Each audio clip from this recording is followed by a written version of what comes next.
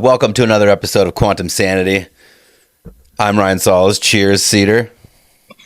And I'm Cedar. Cheers, Ryan Solis.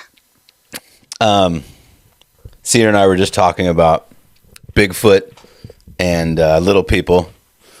This episode is going to be pretty much all about Three Eye Atlas, but all of this stuff weaves together in Quantum Sanity. I got my UFO picking up Bigfoot, Sasquatch, Sabe. So I was just thinking of this the other day.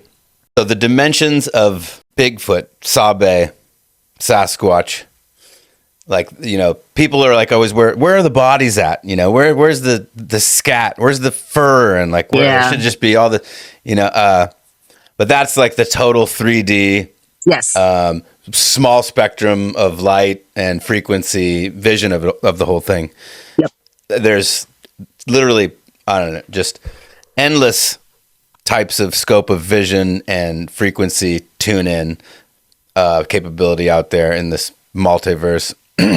So when I was doing Yahe up in Washington, I heard a forest filled with Sasquatch, and I knew it was like the biggest guttural, huge, gigantic lungs, like only a gorilla sound could get close to it, but it would be like a 12-foot gorilla, and it was tons. I mean, they were sounding off throughout this whole valley. It was so deep in Washington. It was close to the Canadian border, and it was the most epic, powerful,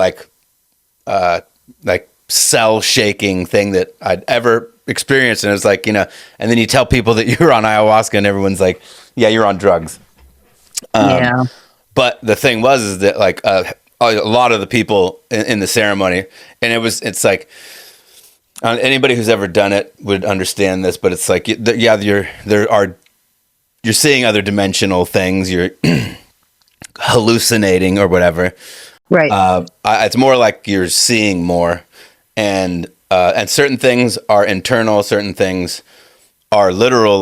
Your vision is changed because you have a different frequency, and right. so your senses are picking up different frequencies. So my ears were and brain and antenna was picking up the sound that might happen every night. Right. And maybe not everybody hears it. Like a dog whistle. Yeah. Yeah, exactly. Totally. The perception of the ear and the eyes is limited for most human beings. And then the next day I sat for a day sit, which was a super trip, doing ayahuasca during the day. And it was like a vision quest type deal where you go out by yourself in the forest and you're given the medicine and they leave you out there all day. And the spirit of Sabe Sasquatch came to me, and the medicine, it was basically a tutorial on how that works, and it was just like we're talking about now. It's this, and everything we talk about on Quantum Sanity is about tuning into dimensional frequency, because ultimately everything's going on at once, and the higher your frequency capabilities are, the more you're going to see and experience. And so all of these, the legends of lore, the Fae, the Fairies, the little people, the Sasquatch, those are all real dimensions, as real as we are, Yep. we're so caught up on what's real. This is real. This right here is real, that everything is real and unreal in the Quantum Sanity world. So, how do you feel that the Sasquatch and the little people and the UFOs relate, Cedar? It's funny you ask, Ryan, because I spent a lot of my childhood near Ahwahnee Valley, colonizer named Yosemite. I had family out there that lived in Groveland and Sonora. And so we would always go up there. We'd be like the only like Filipino people there other than the family I was visiting. So it was super random.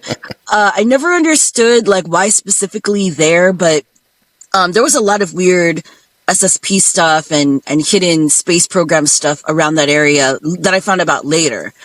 Secret hangars and Boeing in Sonora, like random. Yeah. But my family had about 4 acres of redwood and pine forest, and we would go there, and they lived on a mobile home.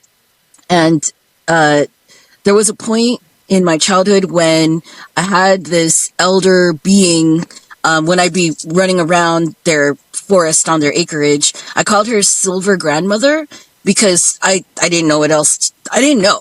I was like 6, 7. I'm a city girl. And then we would drive like hours to get to Sonora, and then it totally culture shock a little bit. So, and dimensional shock. Because when I'm at home in the city, there's a lot of fae, there's a lot of little people and duende, but then out in the woods, it's like totally different relatives, interdimensional relatives. And so silver-haired grandmother definitely would look out for me because I was like a clumsy kid just running around the woods, especially for a city kid. I didn't know any better. Like I didn't know about don't walk too close to trees when it's snowing because, you know, you'll just get buried, and logs and things. But there was one memory that I have where there was something. It was at night. I don't think I was supposed to be out at night, but I was. My memory was out at night. Maybe after everyone had fallen asleep, and I was lured outside by something. Who knows? SSP, abduction, blah blah blah.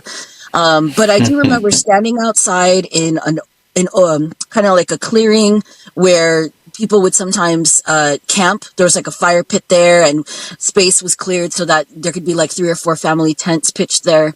And I was standing there, and there was like a wind that was not a wind. And I just remember humongous silver-haired grandmother and I running through the woods back to the main house for whatever reason. And all I just remember was her hair, because it was like a kind of hair that is not like anything. The closest thing was like maybe yak hair, if you've ever been up close to a yak.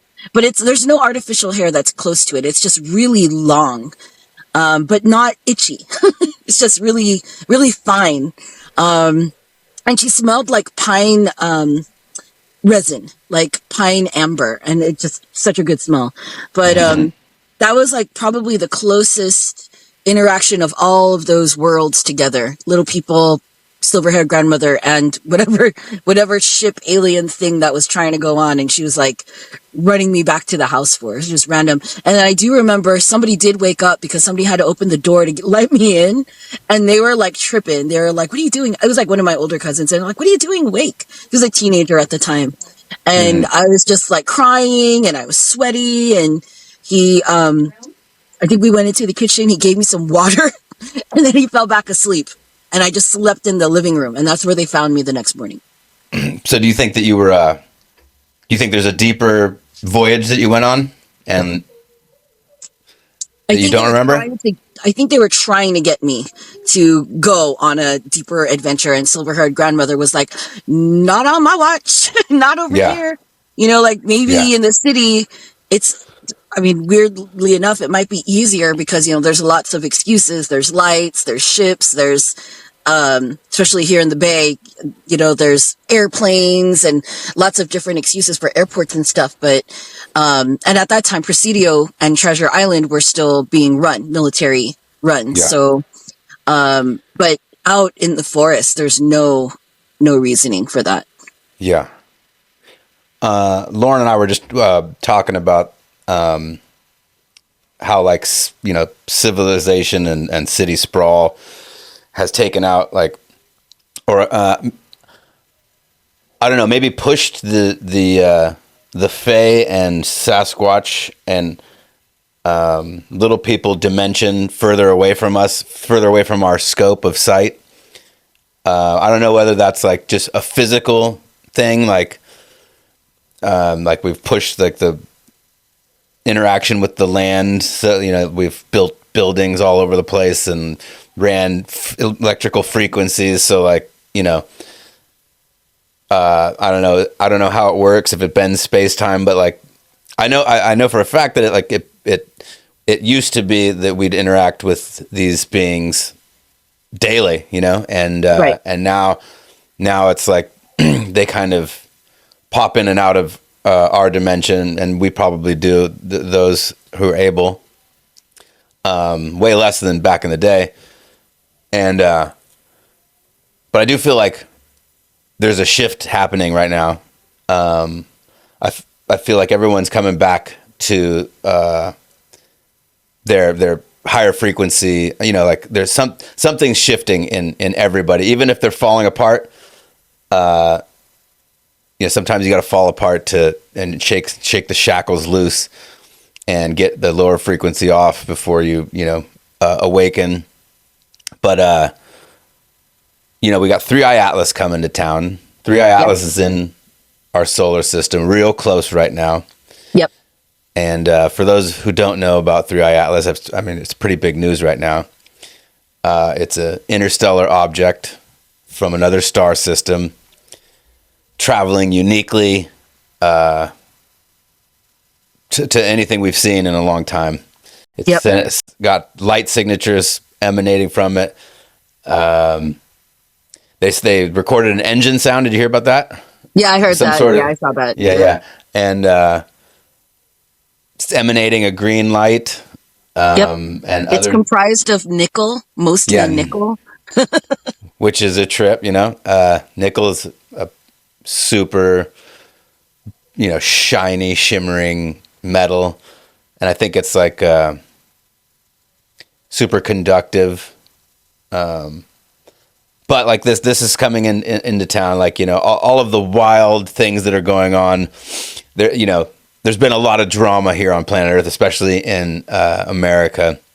Yeah. And, you know, the people who want to control everything are always trying to light fires to get us to pay attention to the fires, the dramatic theater, as opposed to like pay attention to the deep celestial and like earth messages and spirit messages that are being delivered, like really high powered as of late.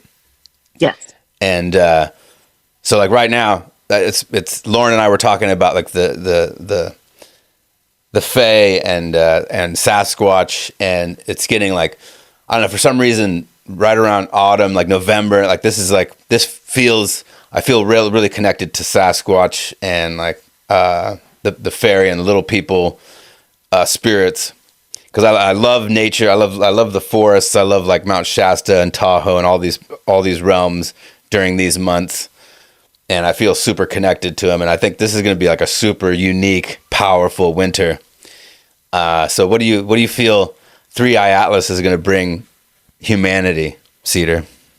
The read that I got from it literally was I was in a divination session with a client 2 weeks ago, which was before they really started announcing that 3i Atlas was where it was. That time it was like near Jupiter.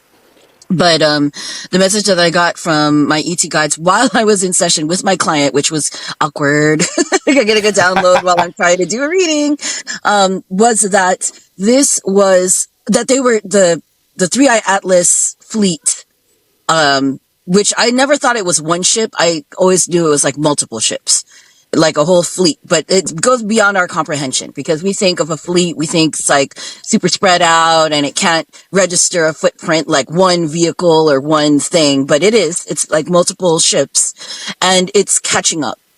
It came from very, very far away, and it's been like, it was shocked that our solar system security system was down. And so they've just been collecting data. Like, what the F? Like, we were just here.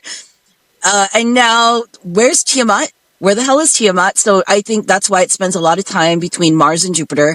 It's analyzing that whole belt of what used to be Tiamat. It's also in shock of what they found on Mars, which used to be the green planet. So we were the blue planet and Mars was the green planet, and we're like twin planets. And now Mars is the way it is, uninhabitable on the surface. They're trying to catch up and gather data on that. And then I believe it goes to the sun to kind of like restore its like fuel, if you will, and it runs on star plasma. So because or the sun, is our star, that's why it keeps going back and forth. It's not just staying stationary in one place. I think it's going back and forth a lot of different places. And that's what has like NASA and a lot of other science communities like, let's just cut the feed, or, oh, we didn't get a clear picture, because how can you explain that? It was by the sun. Oh no, now it's near Jupiter. Oh no, now it's near Mars. Oh, it's by the sun again. It's like they can't handle it. Yeah. But I think what it's going to bring to our present day humanity is it's going to activate through the builder DNA that runs through most of us, like what happened. they're going to get witnesses. They're going to get testimonies. And there's something really pivotal about 2026. The SSP program that I knew about is going to be turning 50. So it's kind of like, it's a turning point, especially in America and US, whatever, everything, horribleness and colonialism and imperialism. The past 50 years has been really brutal, very brutal. It was before 50 years ago, but the most current 50 years, especially at the rate and tempo of quote unquote technological advances, but it's AI. I think it has whatever beings on 3i Atlas fleet concerned. And also, for the record, I don't believe it's just one ET group of just Arcturians or just Pleiadians. I believe it's a blend, because I believe there's builders on there that just travel multiple systems. Yeah. Yeah. I mean, I think I'm getting the same kind of read. Like for me personally, like when it started getting close, or when we started noticing it closer, my dreams were they've just been piping, like with this basically full on interdimensional skipping. Like it's been a lot of, and it's always me out observing the sky, and I'm watching like dimensions change in the sky. It might even be like partially past things too. Like I'm watching the moon go and come back a lot. And I saw the moon explode. I saw it could have been a different planet though too. But I've just seen all of this celestial, and there'll be like half of the sky will be one dimension, the other half will be another dimension, and like these, and the whole time I'm like, this is being shown to me for a reason, because it's not like. It isn't like just this random dream. There's this hidden message behind the whole thing, and I don't know. I truly feel that like that I'm getting some of this energy from 3i Atlas, because it happened. The timing is just crazy, and so I was called to stop eating meat. I just felt like just for like, you know, this time, especially for when it crosses closest to the sun. Is that the 29th? The perihelion, I think it's, the 29th and 30th, which is interesting too, because that's the pagan New Year.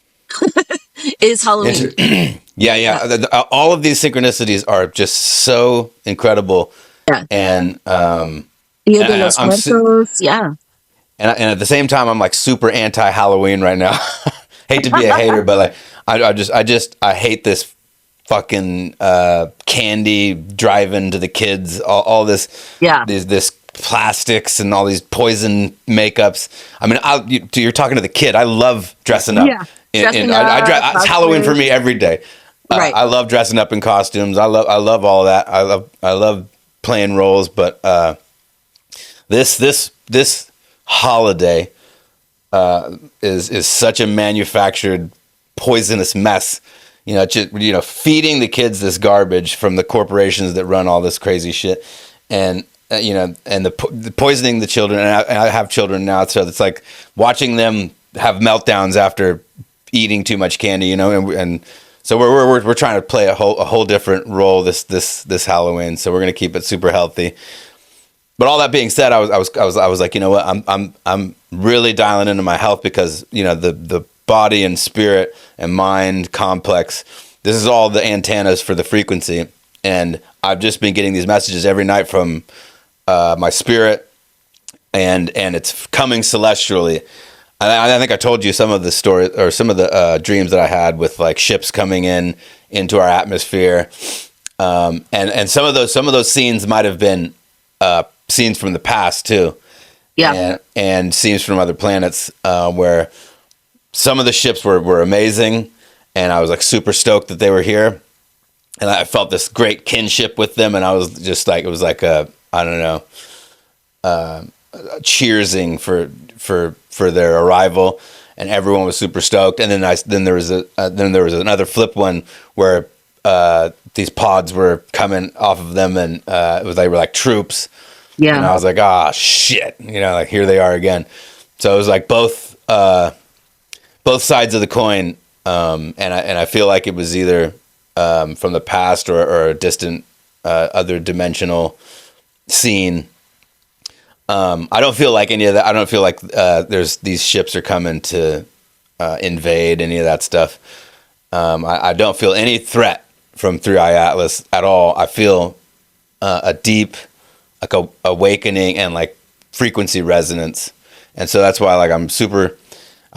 And this is all just the synchronization of all of this is amazing, because like me and my family are looking at the pagan New Year's and kind of reverse engineering Halloween from what it once was to what it is now. Yeah, and getting our spirits all aligned. And these messages are coming through so much that it's made me like, okay, I'm getting activated here, so I gotta get my body in full antenna form, and I gotta talk to Cedar about how to navigate all these crazy messages. Have you been getting similar dream stuff like that? Like, is there or any communications of that you can note that are like about health and ascension of sorts? it's weird because it's more like operational readiness, if that makes any sense.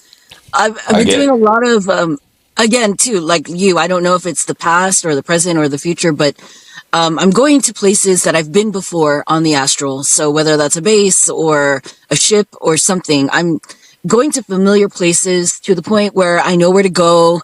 I see familiar structures. I see some familiar faces and vehicles.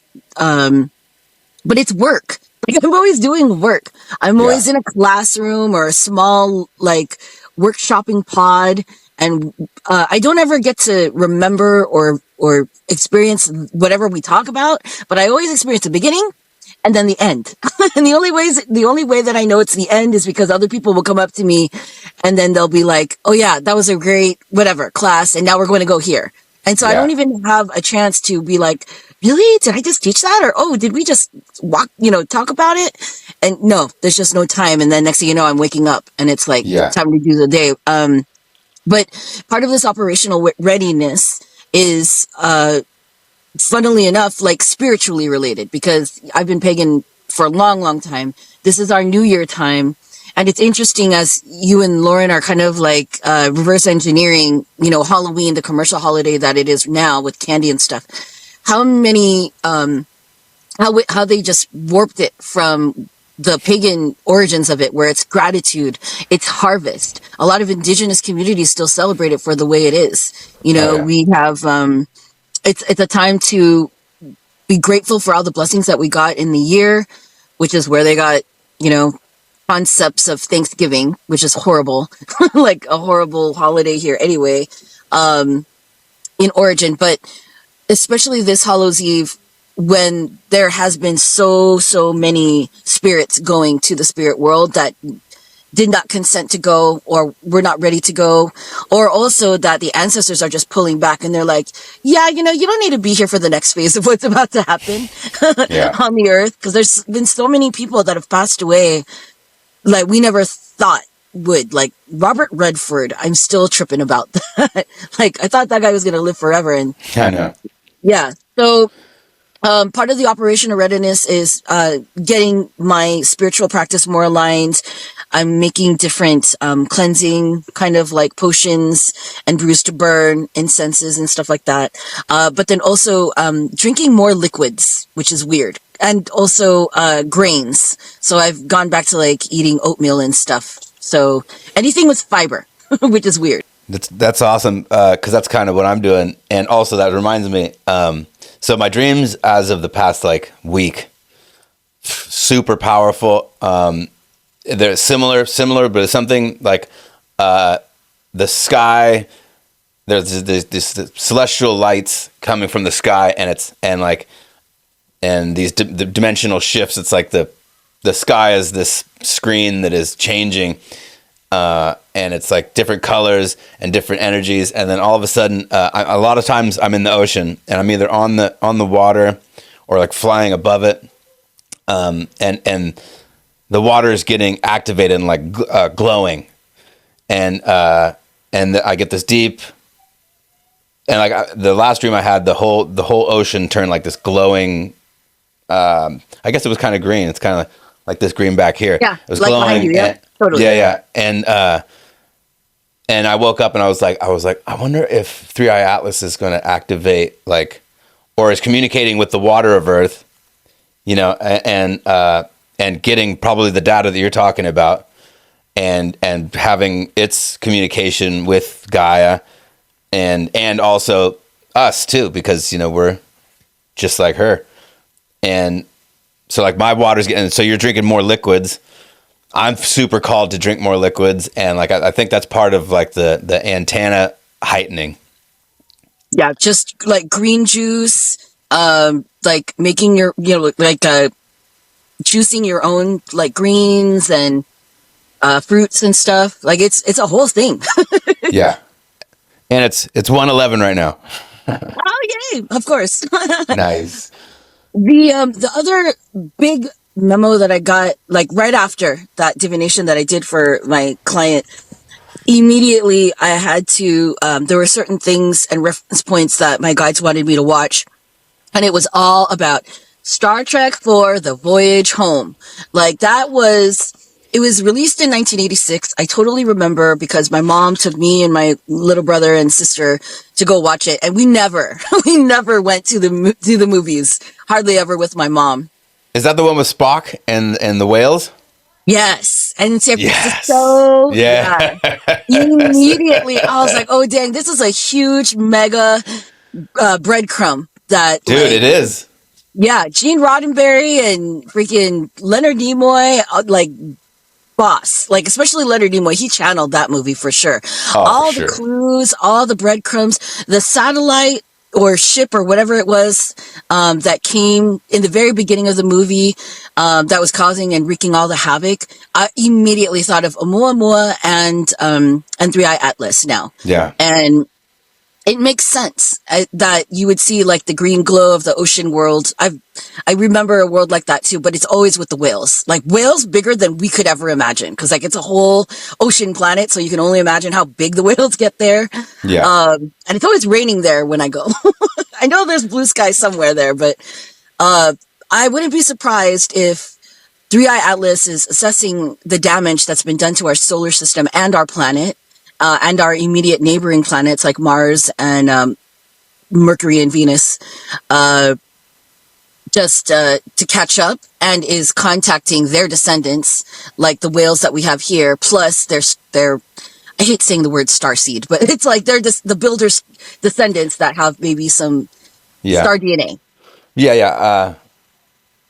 I 100% with you on that. I think that I've felt an activation the moment this came into my field, and it was like the moment I heard about it, I was like, I knew this was happening. I knew this was coming. I knew this was the time.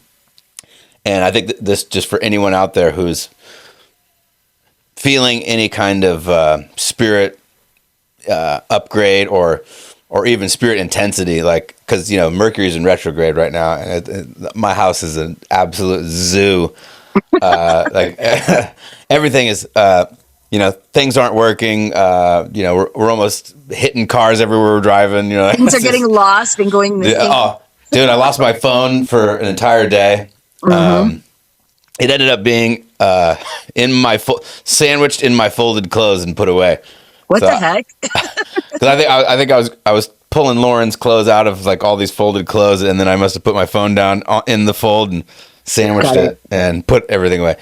But this is the time to get super healthy, to get super aligned. Of course, it's poisoning time too. It's now everyone sugar up. Dull your senses. Like be poisoned because those who want to pull you off the mark. They know how powerful these events that are happening are. Yeah. And so they're going to do whatever they can in their power to, throw static.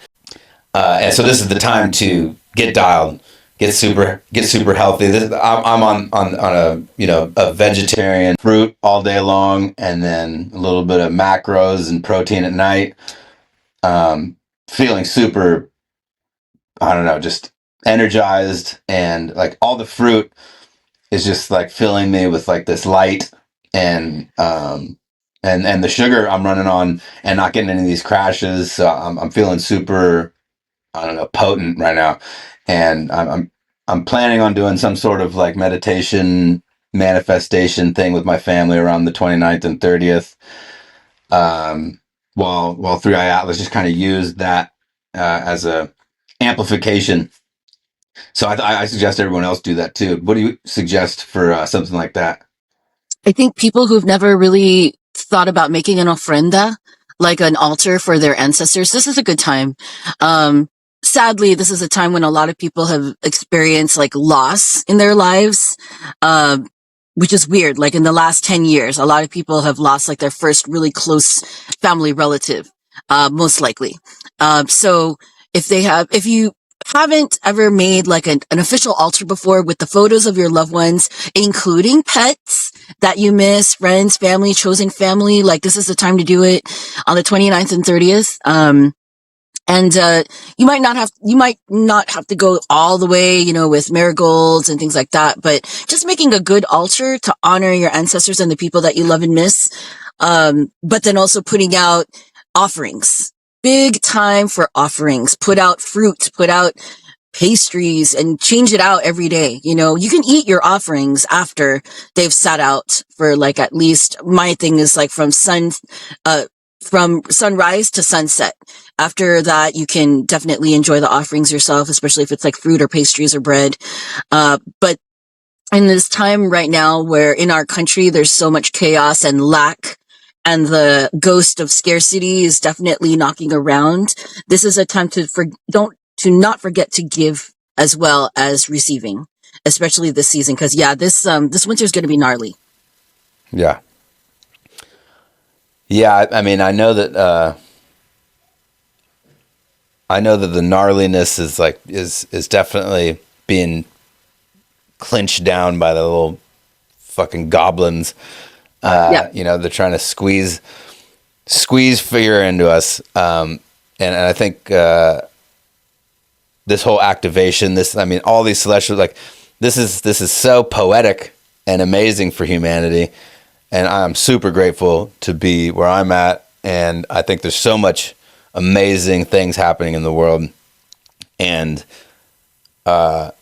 even though there's a lot of drama being, poured into everybody's phone and everybody's view field, I think there's so much powerful transformation going on, and so that's like where our attention needs to be, where the goods are, and if people are in need, we got to put attention there. But doom scrolling and doom talking and the whole negative realm, the poison realm, the toxic realm, I feel like that's period 8 moves, and I'm so grateful to be out all that, but I get it. So if you're feeling like you're in a toxic environment whatsoever, if you're toxifying yourself, if you're having nightmares, If you're worried about scarcity and all these stuff, it's time to settle down, get healthy, get a nice plan going for the winter. It's okay to take it easy. You don't have to go to every holiday party and get blacked out. Get your health on point, consolidate your funds and your resources, and, and manifest abundance to yourself and your family and your loved ones. And all, so your attention is what all these,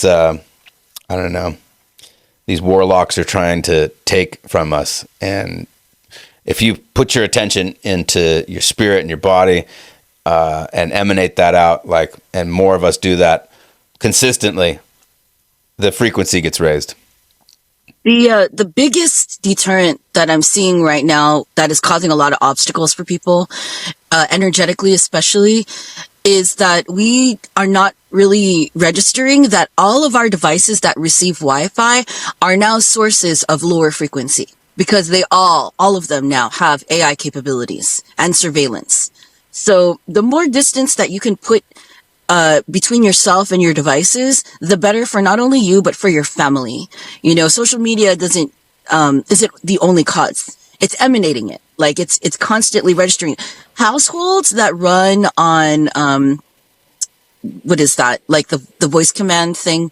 What is that? Oh, yeah, the smart home. Oh, the Alexa and all that stuff. Yes. Yeah. So bad. Especially, I'm appalled that there are kids that have Alexa in their room. The girls just got Alexa from their grandma, their great grandma. I mean, limited, use, just like I pull the plug on that pretty quick.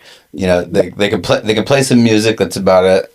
They don't have the full range of AI, right? But it's just another AI being in the house, right? And there's a big now resurgence to teach these crystal babies under the age of especially 13 the analog way. So I'm loving it so much. People in the city are going to thrift stores. They're buying old DVD players. They're buying old VCRs. And in order to balance out the time that you spend on devices around lower frequency stuff like that, the other side to that is analog time. If you want to spend time with your family, get a DVD player, just like in the old days. That's a great idea. Right? In case the power goes out or in case the Wi-Fi goes out, you have a means to entertain your children. Dude, exactly. We are so addicted to having the ease of streaming everything, and it makes your brain lazy. It makes you just you're just sucking on the udder of AI the whole time, that just sounds amazing. I mean, the power could go out and I could fire up a generator and watch a DVD. I mean, you have a TV, getting a TV also too, or just a screen.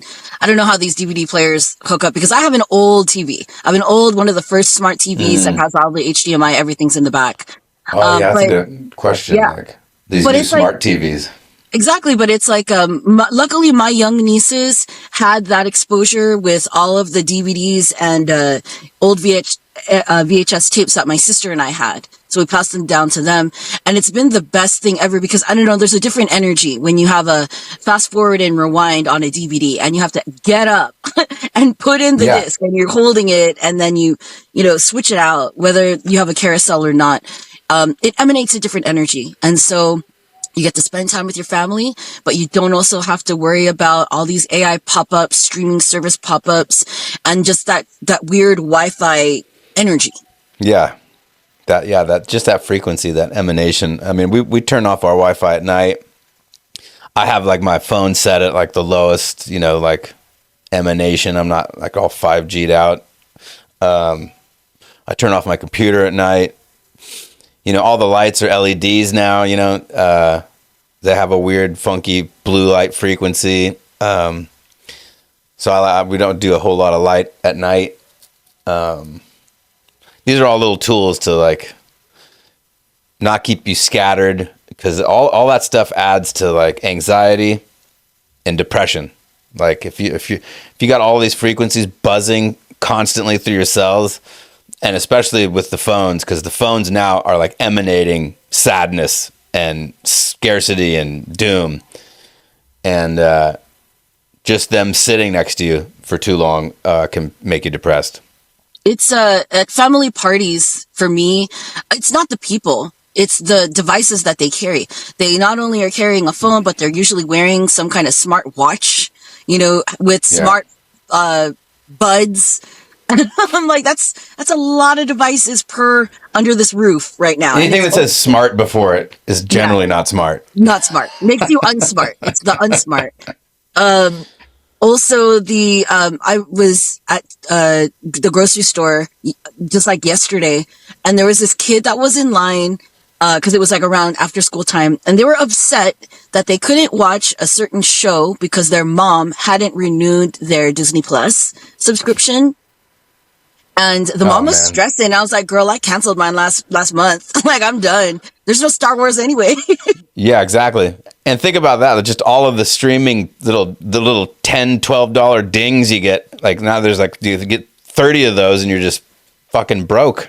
Yeah. Next thing you know, you're paying $50 a month for your kids to watch cartoons. And so she was like, girl, I don't know what to do. And I'm like, just give them DVDs. And so this little kid was listening to us talk about DVDs and how apparently now you could just order like shows on Netflix and stuff on DVD. And then they could just, marathon the whole thing and rewatch it again without a streaming service. And this kid was just fascinated. I think he was like 8 years old. And he was like, we can own it? And the mom was like, yeah, we used to own everything. And he was like, yeah, really, Mom? We could go hard copies. We could go camping and we could always have it. And it was just like, oh my, these are kids that don't know anything but streaming right now. Yeah, what a trip, man. Like they're missing that whole life. That was everything to us. Yeah, but that he could own it and play it at any time, regardless. Like have a hard copy tangible in his hand.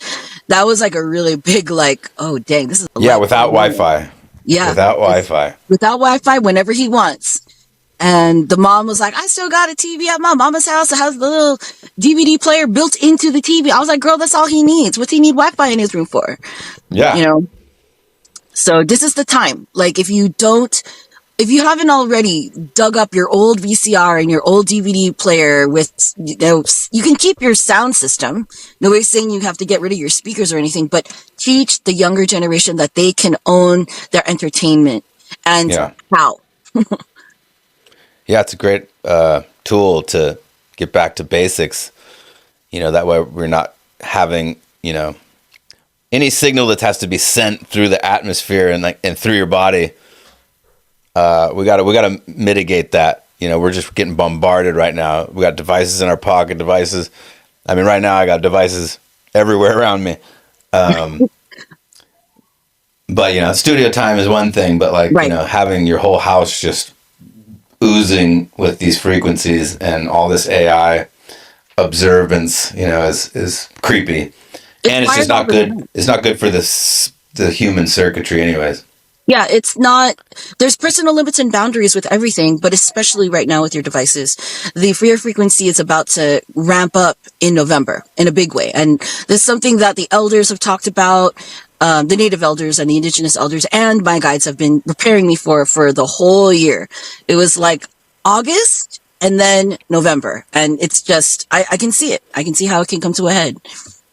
And there's a lot of blackout talk.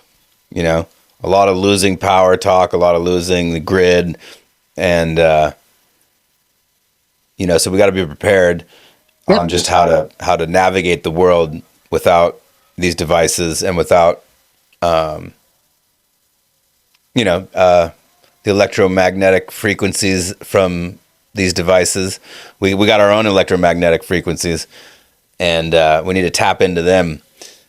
I mean, these are all great tools. I love that we're doing this podcast. I love that we're recording this through this. This is awesome. Anyone in the world can watch it. Yeah, absolutely. Yeah. It's dope in so many ways, but at the same time, I feel like this is the time period where we need to activate our own electromagnetic frequency. There's a lot going on in the quantum realm. We can tap into a type of spirit streaming that is beyond explanation, and just the healthier our bodies, minds, and energy is, we can get into that. And our ancestors were able to do all kinds of wild things, see the Fae, see the Sasquatch, have the abilities that Cedar has, and that I'm developing again, where claircognizant, all the clairs, being able to see, because time isn't linear, you can see all the different spots in the quantum realm, if you're tuned in. But if you're constantly staring at a phone, you're basically giving the attention to the device to do all the work, and it's taking from you. It's not really giving. The give and take ratio's off. Okay, so the memo that I got as well from my guides after that divination, after the Star Trek Voyage Home memo was clearly shared, was adults need to find an analog way of regulating their nervous systems again. Because unfortunately, a lot of the methods and coping skills that a lot of adults have learned in the past 5 years, especially since COVID and the pandemic, it's all been digitally connected. And so people are needing to rediscover ways that they can regulate their nervous systems. Some people will call it hobby time, but sometimes there are certain hobbies that just don't get us in that calm, regulated place. Sometimes hobbies stress us out even more. So we're going for the ones that calm us down. Writing, sketching, artwork, weaving, beadwork, especially if you live in the city. Reading and books. I love how a lot of people have started to regulate their nervous systems with reading books, graphic novels again. Like if you've neglected your comic book collection, now's the time to dig them up. Yeah. Go through the archives, see the new artists that are coming out. I'm kind of tempted to go back to comic books again because they're just so fun. But find that hobby, whatever it is, especially with the weather being a little bit colder, a little bit more damp. People are spending more time indoors. It doesn't mean that you have to lose your connection to the outside. Yeah. You can bake, you can cook. A lot of people are definitely doing that right now because it's harvest time, harvest season. But the importance of regulating your nervous system away from systems that include anything digital. Like gaming, that is not regulating your nervous system. It's fun, but it's not regulating. Yeah, I agree. I think that I hear this a lot, that time feels as if it's speeding up, and all of this digital quickness and bombardment with information is speeding up time and our perception of it. Because time is an illusion, anyways. But like our perception of what we think we need to be doing, what kind of I need more information, I need to be doing something, or I need to pay a bill online, I need to listen to the podcast, I need to plan my vacation, I need to do all these things. We need to slow down and right when you said people are reading in the city, like I pictured just going out to the park, Golden Gate Park down near you, reading a book underneath the bay trees. Oh man, that sounds amazing. And just let all that quick digital frequency kind of melt away. I just got the download today to do something similar to that, because I do feel like the rush and I don't know. I guess it's the harvest time, but it's also like the preparation time. I think this is a good time to slow down. Not be too fast, especially Mercury in retrograde. This is a good time to slow down. And I know I drink a lot of coffee, which I love, but I need to slow down on that, get to my teas again. But yeah, get to an analog lifestyle and bring that electromagnetic energy into our thoughts, and like kind of the care that we do everything, and make everything more ceremony, like a Japanese tea ceremony. Everything is done with care and no rush. Intention too. They're done with intention. Yeah. It's not made out of haste, which creates waste and just burns your energy for no reason too. It's like when you have the choice to slow down the time around you. I understand if you're at work and, that's on a schedule and things like that, but on the weekends, there's no schedule on the weekends unless you're like leading a crazy, like, game schedule and things like that, for your kids or social life stuff. But even in those moments, there's a couple hours a day where you can always give back to yourself and slow that time down, give back to yourself and recharge, if anything. Yeah, I'm trying to get the girls into quiet time, be it reading or just, sitting still, looking at drawing or looking at old photos, like something that we used to do back in the day, like, because the girls, like, they're in a whole different world than we were. They're at a very high, fast-paced world, and it's like they demand dopamine. It's like I need to be doing something that's like, and it's like FOMO all the time, nonstop. And then when there's like a moment where it's an ideal time to rest, they're like, what do we do? We're not doing anything. I'm bored. Yeah. Good. It's time to relax. Yeah. That's because they don't know what an analog life feels like. And that's why Gen Xers like us, we always get so much crap from all the younger generations, age waves after us. Oh, you Gen Xers, blah, blah, blah. Yeah, it's because we know analog life and we know how to slow down instead of complaining all the time and or being quote unquote bored. That's what AI wants you to do. That's what they want you to feel. Like you need to always be connected. You always have to check on your phone. That's what it wants. That's how they want. Yeah, they want you to plug in ultimately in the end, and just leave all the thinking to them. Literally, it's a vampire. It's an energy suck. And so you teaching your kids, like, this is how we decompress after a long day of too much stimulation. You need to know how to be without devices in a quiet time for at least an hour, whatever that, coloring, playing with toys, crafts, whatever, just quiet time. Yeah, exactly. Real quick before we wrap up, have you gotten any like downloads that 3i Atlas will do anything to the sky or send more, I don't know, monitor probes or something like that? Just because my dreams have just been very interactive from me watching the sky and seeing things. I don't know if you've seen anything like that coming. And I'm sure everyone who's been following this is like wondering if there's going to be any visible celestial activity from 3i Atlas or a straight up landing. Consider, I don't think it's going to land yet, or anything of the fleet will land. I think it'll definitely possibly orbit. In a higher orbit is the closest. Especially people like you who have like ship monitoring all the time. Like I'm sure that there'll be some kind of uptick, but again, it'll just be for monitoring.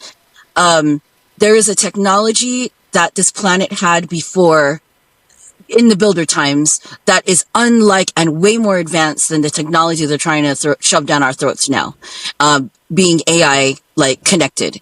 And so what I think will happen, personal opinion, is some kind of EMP. I think there's going to be a global EMP that's going to remove the AI frequency, because I think we can't do it from on the planet ourselves, but I think there are natural, organic, cognizant beings out there that are pissed what happened to our solar system, to the other planets in our solar system, and that AI is here, that they're just going to be like, they can't do anything, they're humans, they're still on fossil fuels. Okay, so let's just do this for them. We'll just scrub all these satellites and whatever quote unquote technology that they think it is. Yeah. And then, which is also why probably they are trying to encourage this analog lifestyle, because if there's an EMP, we're going to be out for at least 5 years to rebuild power structures and grids and things like that. Basic necessities, though, I've heard won't be a problem because I was arguing with my guides about it because I like freaked out. I'm like, our water systems are run by electricity. What are we going to do if there's an EMP? Like none of the pumps will work. What are we going to do? So I've been assured that natural necessity systems won't be affected, but they're going to be here to remove this false technology advancement, where it's oligarchy and patriarchy and weird culty religions. Those are all going to be gone, and will be stronger for the better. And once that happens, then a lot of new technologies, organic technologies, like using our natural magnetic forces that used to be here, that built the original pyramids, will come back. And then global civilization will happen. Wow. Amazing. Yeah. Yeah. It's a good time for that. It's a good time. Yeah. I think I feel activated. I feel in a good place to, to shift to a higher way of being. And I think the whole world is kind of done with this fucking mess of a shit show of controllers and slavery. So I think it's a good time to get to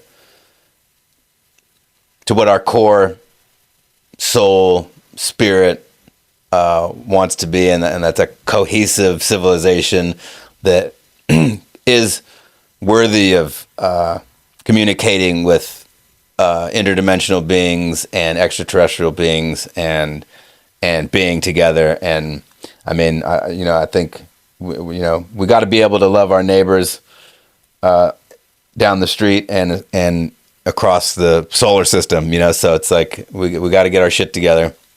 And I think the Three Eye Atlas is bringing that energy to me. Yeah.